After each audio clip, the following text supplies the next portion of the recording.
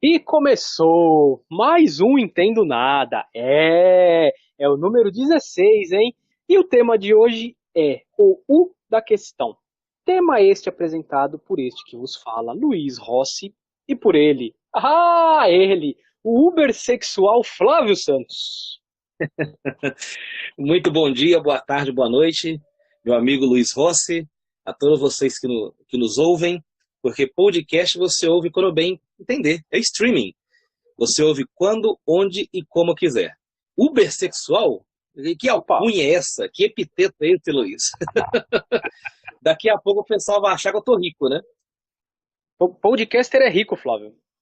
Ah, sim, claro que é rico. O pessoal fala que é a mídia do futuro, é isso, né? A mídia do É futuro. isso. Nossa, É isso. aí não bate que todo mundo é milionário. Sim, sim.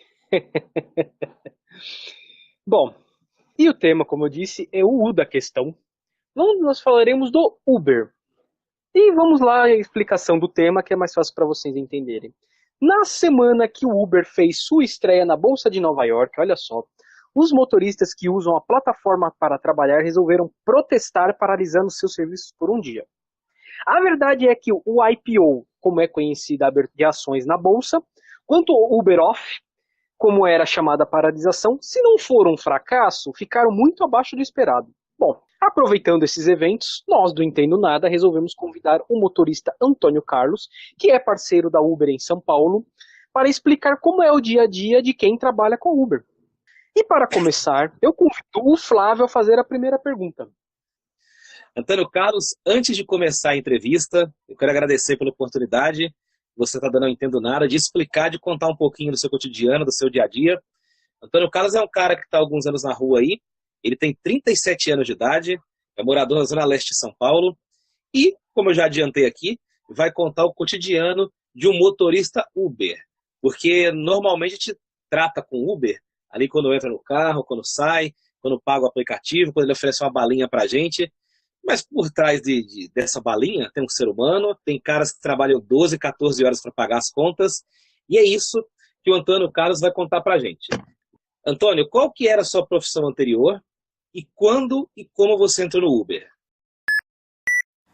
Eu, antes de trabalhar na Uber, eu era auxiliar de escritório. Trabalhava no escritório. é, A gente era uma distribuidora de materiais para laboratório veterinário.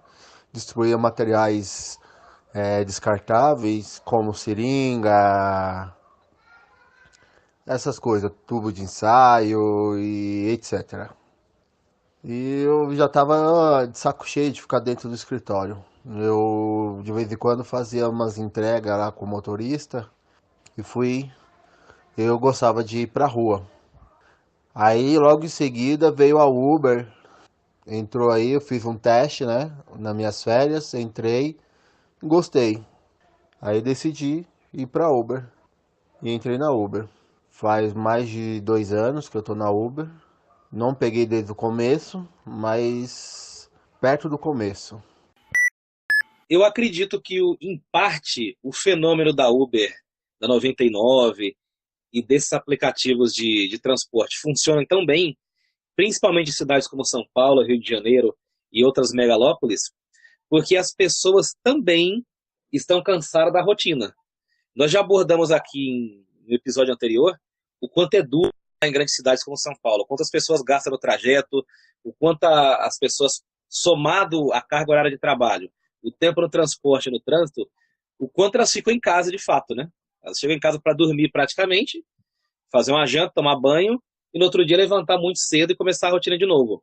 Então, o Uber, noves fora a questão econômica e não tão fora assim, que nós vamos falar ainda ao longo do programa, ele também preenche a necessidade das pessoas no século XXI de estarem mais próximas da família, de terem mais flexibilidade. Claro que não é o paraíso, os caras trabalham muito, e o Antônio Carlos vai contar pra gente aqui, mas ele também preenche a necessidade urbana, essa coisa urbanística de nós valorizarmos mais nosso tempo e principalmente termos mais flexibilidade de horários. Eu acho que esse é um primeiro tópico que me saltou aos olhos aqui. Sim, sim, foi realmente também quando ele deu a entrevista, né, foi uma das coisas que realmente saltou aos olhos aqui. A verdade é que o trabalho em escritório, ser, né, trabalhar lá, aquela coisa que é meio burocrática, isso é meio maçante. Antes, as pessoas não tinham muitas opções. Hoje, as pessoas têm um pouco mais de opções pelo Uber ou por outros. Existem hoje mil e um esquemas para se trabalhar desse jeito. Não só Uber, né? Existem tantas coisas. Aí existe o maridos de aluguel, por exemplo. As pessoas trabalham por conta nesse esquema. E, bom, então, é uma questão bem interessante, né? Porque a gente imagina que, na maioria dos casos, são pessoas que ficaram desempregadas e optaram pelo Uber, né? Não o caso do Antônio Carlos, que gosta, né? Ele gosta de dirigir, gosta de ser motorista. Então, é interessante, é uma coisa que chama atenção. Eu não vou falar agora exatamente da questão empreendedora, entre aspas, do tema, porque lá para frente a gente vai ter outra questão, um questionamento que eu acho que dá para a gente entrar nisso, que é principalmente questão de valores, né? Bom, eu vou fazer a segunda pergunta. Quais são as vantagens e desvantagens de trabalhar na Uber? As vantagens, uma delas é qualquer hora tem serviço. Então é muito tranquilo. Tem muita gente que trabalha na madrugada, tem trânsito, não tem. A temperatura é mais amena, é mais tranquilo. Outra vantagem é que você tem dinheiro a toda hora. Você meio durão, saiu na rua, fez umas corridas lá, você já junta uma graninha. A desvantagem, cara, é que manutenção do carro, o carro estraga mais rápido, você tem que cuidar sempre do carro, você tem que olhar todos os dias, verificar a água do carro, o óleo. Então, são coisas que você tem que fazer com maior frequência. Tem que periodicamente lavar o carro, porque suja muito, cara. Suja muito, principalmente dia de chuva. Seu carro fica uma negação. Para quem gosta de carro, sabe o que que é. Que você não tem mais tempo, né? Que a Uber você tem que trabalhar para fazer uma grana considerável.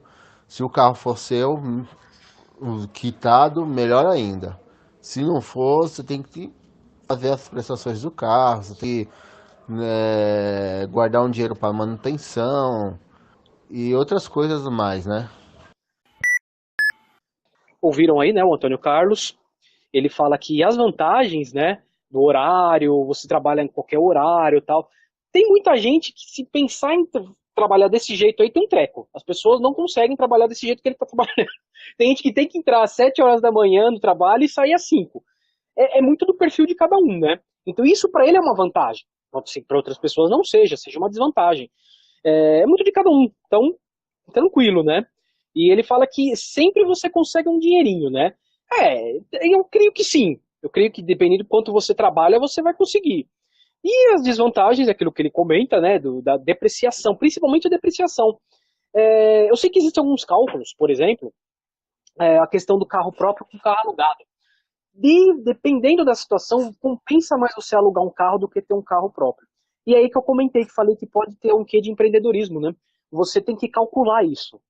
E muitas vezes as pessoas entram num negócio, qualquer negócio, ela vai colocar o seu maquinário, vai trabalhar com e esquece de calcular essas coisas. Qualquer máquina, qualquer coisa que você use diretamente, ela vai cair no preço dela, ela tem uma depreciação. Isso tem que ser calculado, né? Eu considero que na Uber isso seja um pouco mais complicado porque tem a questão da taxa. A taxa ela é variável, né? É uma coisa meio complicada essa questão da taxa. A gente vai falar sobre isso ainda. Mas quem quer começar um negócio tem sempre que calcular a depreciação do que você for usar, do seu maquinário, do que você for usar.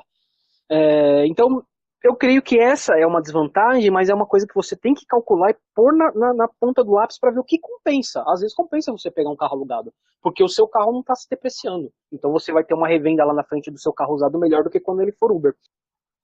Sim, só aproveitando o gancho de você falar aí da questão da depreciação, me parece que também as pessoas não calculam porque falta um pouco de noção de matemática financeira, de orçamento doméstico para essas pessoas quando elas estudam nas escolas públicas. Então, quando o cara estuda na escola pública, ele estuda tabuada, estuda equação de primeiro grau, segundo grau, e claro que tudo isso é muito útil. Mas falta ensinar como isso é aplicado no dia a dia. Porque eu converso com alguns motoristas de Uber, somente moleque de 18, 19 anos, 20, que ainda é solteiro, e eles falam do Uber como se eu fosse um cara de classe média, classe alta. Ah, eu tirei 5 pau esse mês, tirei 4 mil, tirei 6 mil. Só que, na verdade, o cara não tirou 6, 5 ou 4 paus. Ele ganhou o valor bruto. Ele ganhou o valor bruto, e isso aí você tem que tirar a depreciação do carro, como o Luiz falou, a manutenção, a gasolina. E eu vejo muita gente calculando pelo valor bruto. É uma coisa que me assusta um pouco, porque é importante você ter uma noção, essa noção que o Luiz tem de negócio, que ele trouxe aqui, que é uma noção empreendedora. Eu acho que ainda falta isso para o brasileiro. O brasileiro ele tem o primeiro ingrediente que forma um empreendedor, que é a força de vontade. Também tem um outro segundo ingrediente, eu não posso esquecer de falar, que é a criatividade. Mas ainda falta ter noção de matemática financeira. Frequentar mais o Sebrae, estudar um pouquinho mais como funciona custo, gasto, a expressão custo-benefício. Acho que ainda falta isso. Somado a esses fatores que nós levantamos aqui, tem a questão da gasolina e do álcool. Nós estamos um país que se gasta muito com combustível. Embora nós tenhamos reserva de pré-sal, de petróleo, um monte de coisa, se gasta muito com combustível. Nós acompanhamos aí nos últimos anos verdadeiros embates econômicos em torno da política de preço da Petrobras. E aí vem o Paulo Guedes, vem o... até esqueci o nome do outro ministro da Economia que passou na época da Dilma, esqueci, o Levi, esqueci o nome dele, ele também se degladiava com essa questão dos preços da Petrobras, e é uma coisa muito, muito importante que sempre se discute na esfera de cima. A gente não lembra como que isso afeta aqui na base da pirâmide, que são os motoristas. Nós só lembramos da política de preço da Petrobras, combustível, diesel e álcool, quando surgiu a greve dos caminhões, há algum tempo atrás, que quase jogou o país no caos e derrubou o PIB em 1,5% e 1,7%. Então, os motoristas do Uber são diretamente afetados. Só que ainda como não são uma categoria, a gente isso vai abordar mais à frente, uma categoria sindicalizada, uma categoria que tem uma voz coletiva os representando, a gente não chega a ver reclamações na grande mídia, ou com uma grande voz forte, grossa, ecoando por aí nas redes sociais. Ainda as reclamações são muito espasmódicas, muito separadas. Mas a gasolina e o álcool têm que entrar nessa conta, e talvez seja uma das coisas que mais pese no orçamento do motorista Uber. Sim, o nome do ministro foi Joaquim Levy. É o Joaquim Levy. Eu achei aqui o nome dele. Joaquim Levy. Joaquim Levy. Você falou da questão da greve dos caminhoneiros faz exatamente um ano. Foi há um ano, hein? E um ano, né? Ninguém falou nada da data porque tem medo. Faz um ano. E parece que faz um bom tempo. Lá no governo Temer, olha só, não, faz um ano. Faz um ano agora, nessa época do ano aqui, foi entre abril e maio. O Temer já tem cara de velho, né? A gente lembra do Temer no passado, fica mais velho ainda, né? Uma coisa impressionante. O Temer tem cara de museu já. Ele naturalmente. Aí a gente fala de Temer no passado, parece que tá no século XIX. É muito antigo o governo Temer, né? Parece o governo Sarney, quando a gente fala. Você vê como as coisas mudam. Um ano ele era presidente, hoje ele tá preso, hein? Foi preso de novo. Dá pra fazer uma bela palestra de autoajuda sobre isso. Olha o cara cima, baixa depois. Dá pra fazer um monte de lição de moral aí. Olha, dá, viu? Dá. Deixa os coaches descobrirem isso. Deixa pra lá. Não vamos falar de coach aqui não, que senão eu vou ficar bravo. Vamos para a próxima pergunta. Você não gosta de coach? Coach é legal. Você não gosta. Pela madrugada. Esses dias eu tava vendo um anúncio de coach que ensina mulheres, mães de recém-nascidos, a cuidar dos filhos. Sendo que o coach é homem. O coach é homem. Ensina a mãe de recém-nascido a cuidar do filho. Eu achei impressionante isso aí. Um homem dando lição de moral pra mulher, mãe de recém-nascido. Impressionante, viu? Impressionante. Tá indo longe essa coisa. Tá. Olha, esse tá aí um tema que a gente vai precisar trabalhar um dia. Eu vou passar para a próxima pergunta e deixo a última para você, Flávio. Vamos lá. É seguro trabalhar nas ruas de São Paulo, Antônio Carlos? Trabalhar nas ruas é meio difícil, né? A gente assiste aí os noticiários e tem muitas coisas, né? Assaltos, assassinatos, então é meio complicado. Então a gente tem lugares que a gente evita ir buscar o passageiro, ou quando a gente vai, a gente analisa o local antes para saber se dá para a gente entrar ou não. Então, a maioria das ruas a gente vai. quebrada assim, a gente vai assim nas principais, ruas principais. Mas quando a gente vê que começa indo estreitando, coisa do tipo, a gente começa a evitar, né, cara? Antes de falar de lugares perigosos, eu converso muito com motorista de Uber, acompanho muita discussão virtual dos motoristas, dos profissionais, e eu percebo, isso é uma crítica direta que eu estou fazendo aqui, sem nenhum temor. E eu falo isso para eles quando eu converso. Tem uns caras, somente essa molecada mais nova que entrou, e eu citei molecada aqui na questão do orçamento, eles pecam muito nisso, que se acha meio super-homem. Eu vejo um moleque falando assim, que eu entro em qualquer lugar, tô nem aí, eu conheço os malandros, eu falo gíria, eu coloco racionais pra tocar no carro, eu tô nem aí, entro em qualquer lugar. Como se bandido não fosse psicopata, como se bandido gostasse de alguém, e como se bandido não passasse a infância e adolescência batendo na cara do pai e da mãe. Se o cara bate na cara do pai e da mãe, foge de casa, faz coisa escondido, ele não vai respeitar motorista de Uber na rua. Isso é uma tenra ilusão. Agora, o Uber ele passa pelo mesmo problema que passa o Waze, que passa o sistema GPS. Eles têm até condição de mapear.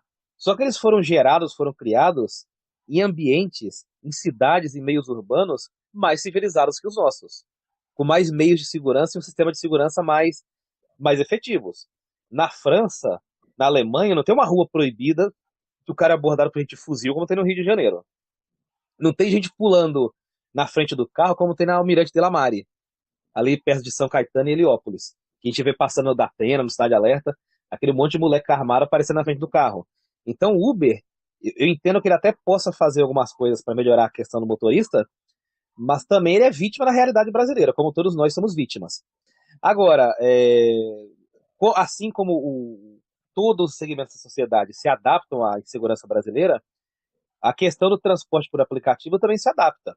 Nós já temos bairros aqui em São Paulo, como a Brasilândia, por exemplo, que tem um aplicativo próprio. Para quem não é de São Paulo, para quem é de São Paulo, essa megalópole maluca, gigantesca, que a gente não conhece nem 10%, e nunca foi a Brasilândia, e eu estou usando aqui um termo que não é depreciativo, a Brasilândia ela tem uma geografia muito parecida com a do Rio de Janeiro. Quem já foi lá conhece. Ela é composta só por morros. Jardim Damasceno, Jardim Carumbé, Parque Paulistano, a região da Elisa Maria, da deputado Cantídio Sampaio. E além dela ter muitas subidas, que atrapalha muito a manutenção do cara do Uber na questão dos carros, ela é um bairro violento. Então são dois fatores que atrapalham muito o trabalho do Uber na Brasilândia.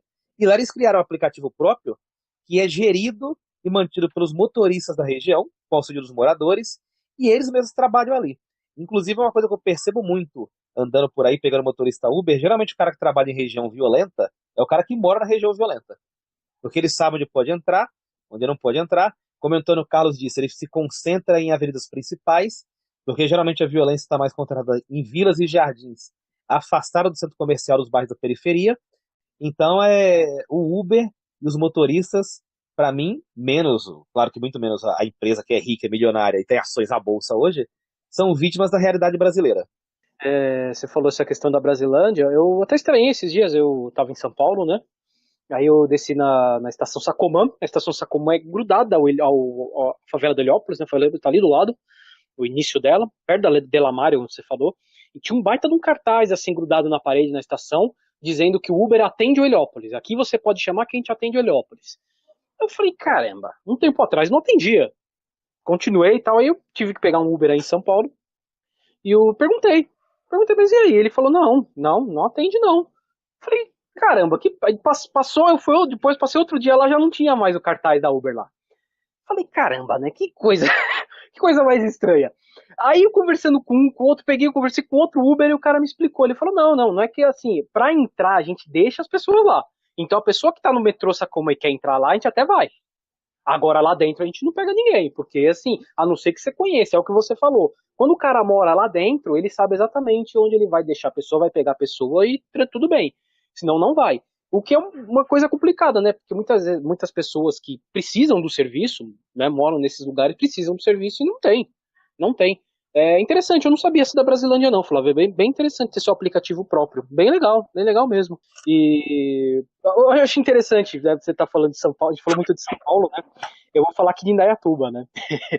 Aqui, Se aparece uma viagem, a gente está aqui a 20 quilômetros de Campinas, Indaiatuba é encostada a Campinas. Quando a viagem passa para outra cidade, aparece, né, no Uber para quando vai para outra cidade. Se aparecer Campinas, eles já não vão. Ele falou que é muito trânsito, né? Eu falo, gente, eu imagino, em São Paulo, minha nossa, né? Os caras não vão, nem pensar. Quando aparece que é para São Paulo, eles não vão. É engraçado isso, né? Até deixo aqui um convite para quem for Uber de outros lugares, manda um relato pra gente como funciona, como é, do interior, como Indaiatuba, ou de cidades do Nordeste, Rio de Janeiro, como funciona, né? Porque a gente tem uma visão aqui de São Paulo e é diferente, né? Indaiatuba já é bem diferente de São Paulo, né? Então, eu acho muito engraçado isso, todas essas mudanças assim, de locais para locais. Não, cada região é uma especificação, uma geografia, e influencia diretamente no comportamento das pessoas, né? Tem muito essa questão do determinismo, que se falava na literatura no século XIX, mas continua muito atual. Eu acho que os motoristas do Uber também são muito frutos do meio que eles trabalham, né? Da região, da temperatura, das ruas, e muda bastante de uma cidade para outra. Eu lembro que quando eu fui à casa do Luiz, aí em Indaiatuba, né? Eu já visitei o Luiz, eu já contei aqui no podcast. Cara, os motoristas do Uber aí são outra mentalidade.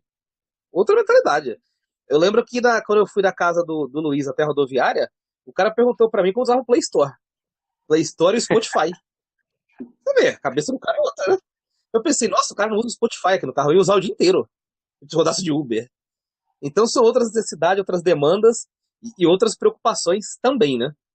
Sim, são se eu te contar a história, tipo, eu vou contar só por cima aqui, porque a gente não tem muito tempo, né? Que uma vez eu peguei a senhora, né? A senhora tava começando no Uber, eu tive que iniciar e terminar a viagem para ela no celular, porque ela não conseguia. Indaiatuba, eu vou te falar, é uma coisa genial. Interior é uma coisa muito boa. Flávio, deixo para você a última questão. Bora, vamos fechar. Antônio Carlos, conta pra gente o que você acha que a Uber poderia fazer para melhorar as condições de trabalho do motorista. A Uber poderia diminuir a taxa que eles cobram da gente, né? Hoje é de 25%, dependendo da corrida eles cobram até mais. E é muito difícil ganhar dinheiro, né? Tem muita gente trabalhando aí trabalhando sem dormir, sem comer, só para economizar o máximo de dinheiro possível para sobrar um dinheiro pro motorista. Bom, vocês ouviram o Antônio Carlos, ele fala muito da questão da taxa, né? Foi aquilo que eu comentei lá no começo. Eu acho que uma das coisas que atrapalha muito, até para você fazer um cálculo para trabalho e recebimento, é essa questão dessa taxa. Porque ela começou sendo 25%, era fixo aquilo. E com o tempo eles foram mudando, né? Então, tem ocasiões que é um pouco menos, tem ocasiões que é mais, e isso atrapalha você fazer uma contabilidade, fazer um negócio pra você ganhar mesmo em cima, né? Atrapalha muito. Eu escuto muito que o pessoal que é a concorrência, né, que é a 99, por exemplo, ela faz por quilômetro rodado. Então você tem uma certeza que você vai rodar X quilômetros, você vai ter tanto de taxa. É um pouco mais fácil para você fazer o seu cálculo, né? Você vai colocar a depreciação, a taxa, tal. Você vai colocar tudo para você falar, eu tenho que tirar X, que é só para os meus gastos, né? A partir de agora é o que eu vou ter de lucro. Então essa questão da taxa realmente eu acho que é um complicador para fazer os cálculos, né? Você calcular direitinho, ainda mais o Brasil nem tem tanto essa mentalidade empreendedora, é uma coisa difícil, uma coisa que com o tempo a gente vai chegar lá. Mas é isso, Flávio. Eu já agradeço desde já o Antônio Carlos por ter dado esses relatos, né? E como eu falei, você está ouvindo, você é Uber, você conhece alguém, manda um relato, escreve pra gente, de onde você for, porque eu acho que tem visões diferentes sobre o Uber. Eu conversando com. Eu ando muito de Uber, né? Eu uso muito. Eu não tenho carro, não dirijo, então eu uso bastante Uber. Então eu vou conversando e cada um tem uma maneira de pensar sobre o Uber, sobre a 99, sobre todas as outras. Então manda pra gente os relatos, viu? É muito legal esse tema, porque, ao contrário do outro tema do buraco negro, a gente vai voltar nele aqui na Chamego, Sapatadas e Salves, que a gente não entendia bulhufas. Nós ouvimos dois especialistas aqui e eles estavam no nível 10 de conhecimento, estavam no nível menos 20. O Uber não. É uma coisa que dá para debater de boa, com relativa segurança. E a minha experiência pessoal é a seguinte: eu não tenho carro hoje e não sinto falta de carro, graças ao Uber. O Uber me serve muito, o Uber me ajuda muito. Então eu sou muito grato ao Uber. Ele me ajuda a se locomover principalmente na periferia, porque na periferia existe uma deficiência muito grande de táxi. Quando você sai de madrugada, quando você está doente, ou quando você quer fazer um passeio, por exemplo, você quer sair do Capão Redondo para o Jardim Ângela. dependendo de transporte público no final de semana, você está morto. Demora muito. Quando você dependia de táxi, não tinha táxi. Não tem táxi circulando entre Capão Redondo e Jardim Ângela. Entre a Brasilândia e Parada de Taipa. Estou falando de bairros vizinhos da periferia para a pessoa ter uma noção. Ou entre Itaim Paulista e Guaianazes. O Uber tá aí rodando. Na hora que você chama o Uber, demora 5, 10 minutinhos, tá na sua porta, o cara vai ali pelo Waze e te leva para Itaim, para Guaianazes, Cidade Tiradentes, São Mateus, Capão Redondo, Parada de Taipas, qualquer lugar. Então ele veio para cobrir uma lacuna também da periferia, e eu sou muito grato a ele por isso, porque me ajuda bastante na locomoção. Então, vamos torcer, vamos apoiar os motoristas de Uber, assim como os taxistas, que não são vilões, não são monstros. Eu conheço taxistas e Ubers e uso o serviço de ambos. E ambos são grandes guerreiros aí que trabalham na rua de sol a sol e merecem nosso respeito. Antônio Carlos, muito obrigado, muito boa sorte, muito sucesso na sua carreira. Você é um cara trabalhador de bem e merece tudo de bom. Forte abraço, você contribuiu muito com esse episódio do Entendo Nada. Tem razão, você tem razão. Os taxistas também podem mandar relatos também, podem falar como funciona, pode mandar também. E realmente, eu quando morava em São Paulo, olha, mudou muito, muito a minha maneira de se locomover em São Paulo.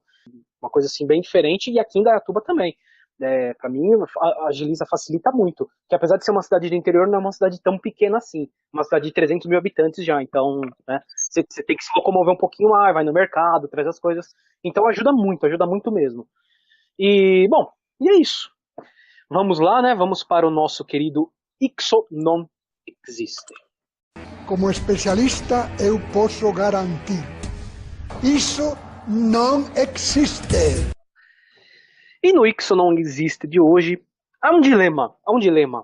Nosso lado de farsas, né? Nosso querido Gilmar Lopes, um abraço pro Gilmar Lopes, que deu uma entrevista pra gente alguns episódios atrás aí. Pegamos essa notícia do E-Farsas. E nem o E-Farsas está sabendo dizer se é real ou não é. Então você, olha a situação, se os caras que manjam não estão conseguindo dizer se é real ou não é porque o negócio é feio. Mas eu achei legal, interessante. Tá crítico o negócio. Não, tá crítico. Olha, essa aqui é difícil. Bom, eu achei legal pegar isso aqui porque eu imagino que tem muita gente não só querendo fazer o que esse cara fez, mas arrancar a cabeça fora também, né? Vou dizer o que tá acontecendo aqui. Homem decepa parte do próprio dedo por votar errado. Olha só a situação. Isso na Índia. Bom, a Índia complica muito a situação. É muito difícil saber o que acontece na Índia, né? Aquilo é um mundo à parte paralela. Tudo que tem no mundo, aquilo é um mundo à parte paralela.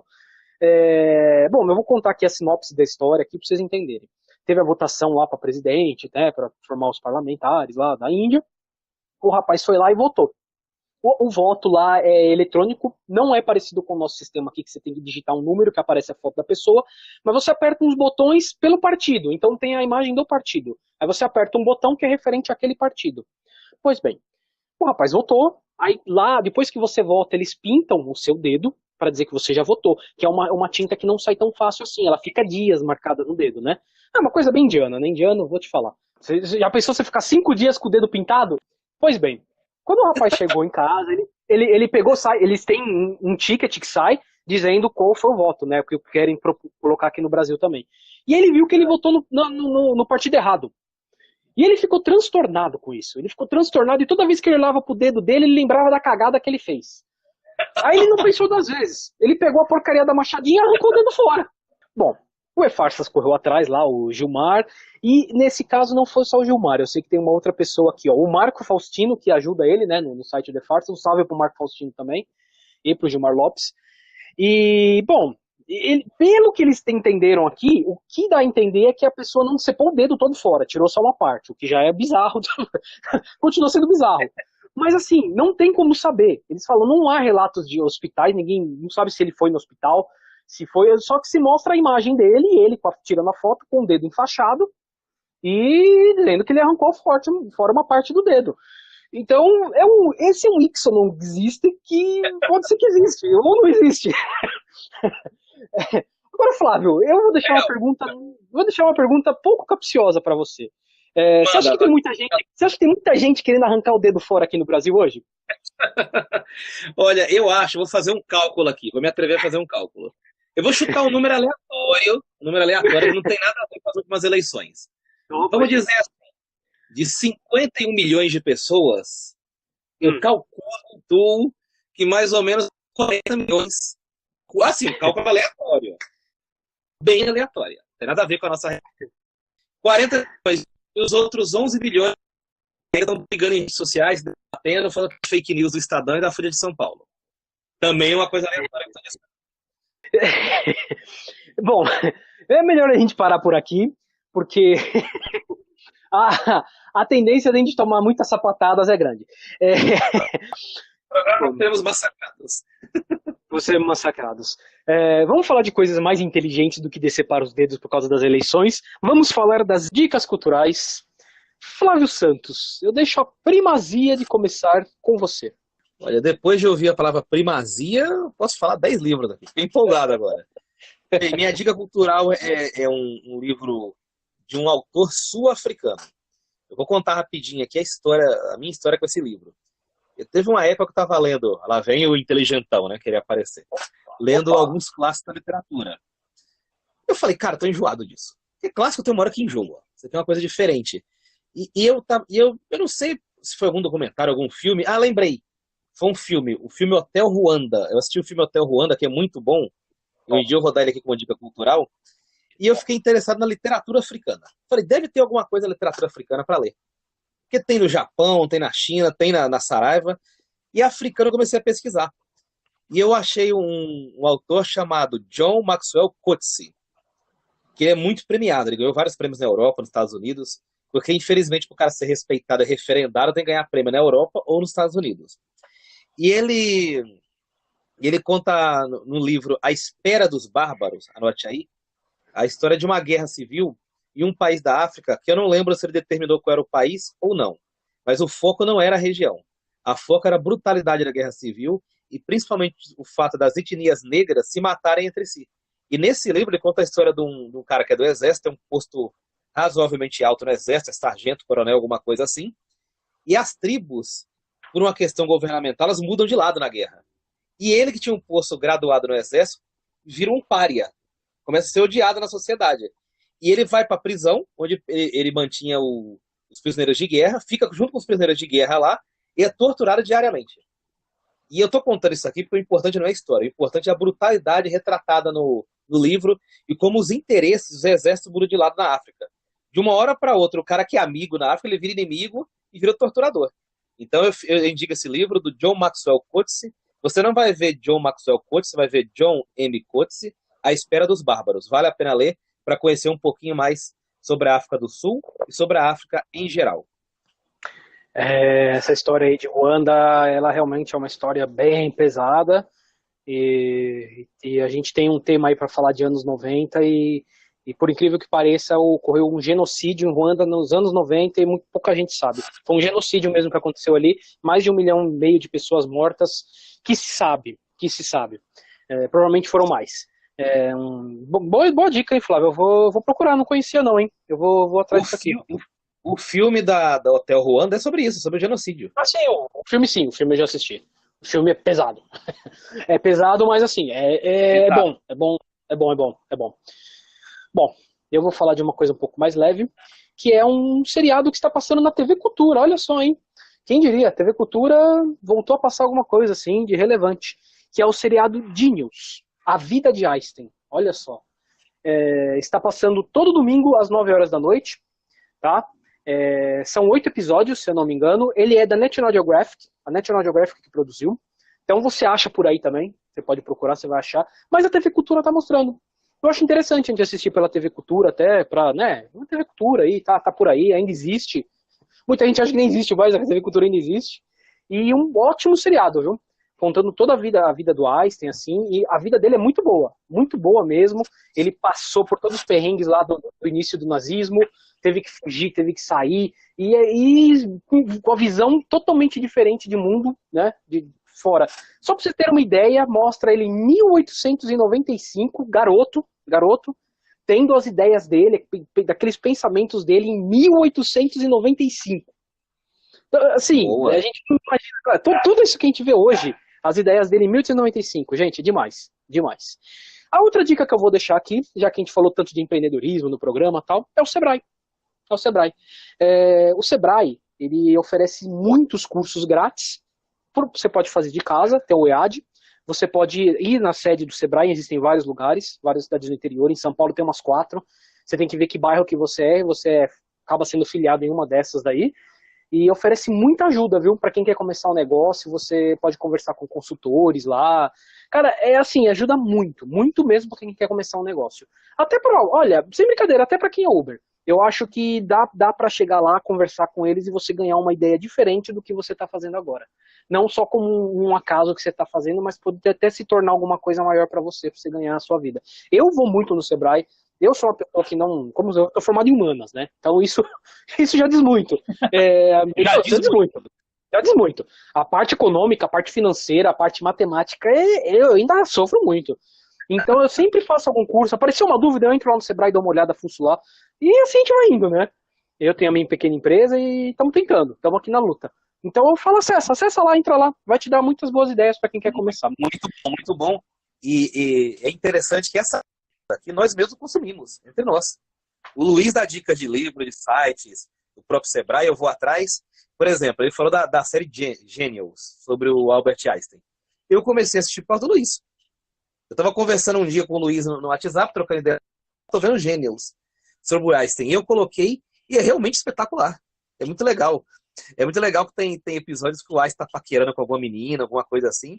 E ao mesmo tempo que ele está beijando aqui, paquerando, ele está pensando em fórmula matemática. A cabeça do cara era 1000 por hora. Ele está aqui dando um beijinho, olha, mas o cosseno, não sei o quê, não sei o quê. Começa a pensar na teoria da relatividade, formular as coisas. Que é uma tentativa da série mostrar como funciona a cabeça de um grande gênio como Einstein, né? Porque a gente não chega nem perto de imaginar como que é. É muito legal a série. Graças à dica do Luiz, eu tô acompanhando hoje. Não, imagina, o cara é um gênio muito superior a tudo que a gente pode imaginar. O cara era muito bom. Aliás, eu esqueci de falar, a TV Cultura tem o seu aplicativo, então você pode assistir pelo aplicativo da TV Cultura também, tá? Como eu disse, estou morando no interior, o sinal da TV Cultura aqui não é muito bom. Então eu só consigo assistir pelo aplicativo. Só por lá que eu tô assistindo. E é muito bom, um aplicativo muito legal, viu? Pra quem quer rever alguns programas mais antigos, eles têm lá todo o arquivo. O Flávio que adora Café Filosófico. Flávio adora esse programa. O Café Filosófico, ele é dono da maior audiência fantasma do Brasil. É o tipo de programa que todo mundo fala que vê de mentira, porque ninguém vê Café Filosófico. Sabe? Porque, assim, o pessoal critica muito Big Brother, e são críticas merecidas. Não basta colocar cultura na televisão e conhecimento. A cultura tem que ter um formato televisivo. E o Café Filosófico, ela não tem formato televisivo. É um cara num café, na livraria, com um mediador falando. Aquilo lá é uma aula, gente. Não serve para televisão. Por mais que o conteúdo seja bom, falta dinamismo, falta imagem, falta cor. Tinha que ter um pouquinho a mais. Que era uma coisa que a cultura fazia muito bem quando tinha um programa chamado Inglês com Música. Não sei se chegou a assistir, Luiz. Lembro. Então, o programa com Inglês com Música tinha uma professora e tinha uma cantora que era famosa nos anos 80, que agora me fugiu o nome. E tinha plateia. Aquilo era legal. É uma maneira de você colocar conhecimento, colocar cultura na televisão de uma maneira atrativa. Café Filosófico não. Café Filosófico não dá, gente. Pelo amor de Deus. É o programa com maior audiência fantasma do Brasil. Mas você tem razão, isso é verdade, você tem razão mesmo. Bom, vamos parar por aqui, senão a gente vai tomar mais sapatada. Falando nisso, vamos aos salves, chamegos e sapatadas. Bom, Flávio, eu vou começar falando aqui. Eu disse para essa pessoa que eu vou dar o salve, que eu tinha 2 salves para dar para ela. O primeiro, que é a Natália Palivanas, ou Palivanas, não sei como que se fala o sobrenome, manda pra gente aí como se fala, que no Twitter é o @NataliaRu. Por que eu tô dando o Twitter dela? Primeiro que ela, no Twitter, o nosso querido Thiago Signorini, que foi um dos entrevistados no episódio sobre o buraco negro, um salve para ele e um salve para a doutora Duília de Mello também. Foram nossos entrevistados. Ela perguntou se tinha algum podcast que estavam falando sobre o buraco negro, que até então ela não tinha ouvido nada. Aí o nosso querido Thiago Signorini indicou a gente. Olha só que legal. E aí ela ouviu e tal. Aí eu comecei a conversar com ela ali pelo nosso Twitter, que é o Entendo N Podcast. Eu conversei com ela. E eu falei pra ela que eu ia mandar um salve, já que ela gostou, e ela compartilhou, ela começou a espalhar para outras pessoas ouvirem também. Eu falei que eu ia mandar um salve, né? E aí eu li o Twitter dela, Natália Ru. Eu falei, olha, se esse seu Natália Ru for por causa de Dr. Who, você vai ganhar mais um salve. E ela só postou lá, ela só postou um desenho do Dr. Who. Fechou, um GIF, né? Um GIF do Dr. Who. Fechou. Não, ganhou 2 salves. Mas não é só isso. Depois disso, ela entrou no nosso Facebook e respondeu uma das questões que a gente deixou lá. sobre o buraco negro, que eu vou ler daqui a pouco. E assim, a explicação dela é fantástica. Ela é de São Carlos, ela estuda na Federal de São Carlos, pelo que eu vi, e estuda astronomia. Então, ela entende do negócio. Depois eu vou ler a resposta que ela deu, tá? Então, 2 salves para ela, um salve pro Thiago Ciorini e um salve pra Duília de Mello. Flávia, é com você agora. Olha, é legal ter esse tipo de retorno de feedback. O Thiago indicou, o Thiago era das mentes mais brilhantes desse Brasil, do mundo científico, do mundo intelectual, indicar o nosso podcast como referência de entrevista que ele deu para o nosso podcast, de material para uma pessoa conhecer mais sobre o buraco negro, né? Claro que muito por causa dele, a gente só fez as perguntas. E mais atrapalhou que ajudou, né? Mas mesmo assim dá uma coçadinha no ego, né? É bom pra gente. Opa. Sinal que foi um episódio legal. Bem, eu tenho alguns salves. Eu vou mandar esses salves para as pessoas que participaram de uma postagem que eu fiz sobre qual o nosso herói preferido. Opa. Postei lá na minha timeline e algumas pessoas responderam. É um tema que o pessoal gosta de responder. Só gosta de participar.